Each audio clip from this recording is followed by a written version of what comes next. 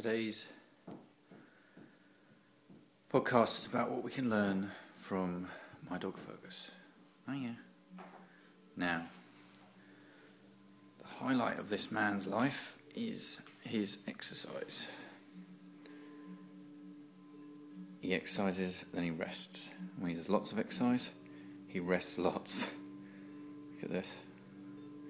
Went out with his mum and his cousin, and he's absolutely cream crackered. But he's been in bed, he's lying down all day today. He's done nothing. How cool would that be if we had a real busy day? We could just chill out all day.